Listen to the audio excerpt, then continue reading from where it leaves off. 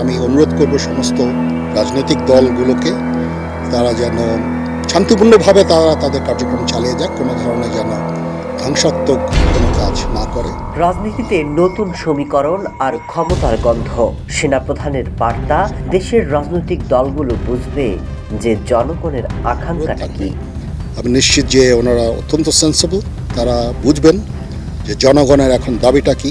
যদি ক্ষমতার মোহ সবার মধ্যে ঢুকে পড়ে তবে রাজনৈতিক পরিস্থিতি আরো ঘোলাটে হবার সম্ভাবনা রয়েছে।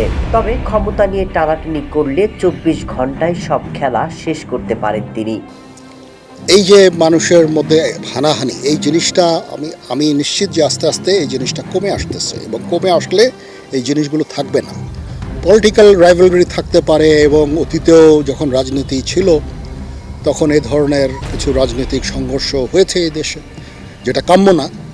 আমি নিশ্চিত যে আমরা সবাই মিলে এটাকে আবার স্বাভাবিক পর্যায়ে নিয়ে আসতে পারবো। রাজনীতি থাকবে, রাজনীতি থাকতেই হবে, সেখানে মানুষ তাদের কথা বলবে, মিটিং হবে, মিছিল হবে, কিন্তু এটা যেন ধ্বংসাত্মক কোনো পর্যায়ে না যায়, ধ্বংসাত্মক কোনো কার্যকলাপ আমরা চাই না। ফেব্রুয়ারিতে নির্বাচন নিয়ে বড় ধরনের নিরাপত্তার শঙ্কা রয়েছে। এমন অবস্থায় দেশে কোনো ধরনের বিশৃঙ্খলা হলে বড় বিপদ হবে বলেও হুঙ্কার দিচ্ছেন।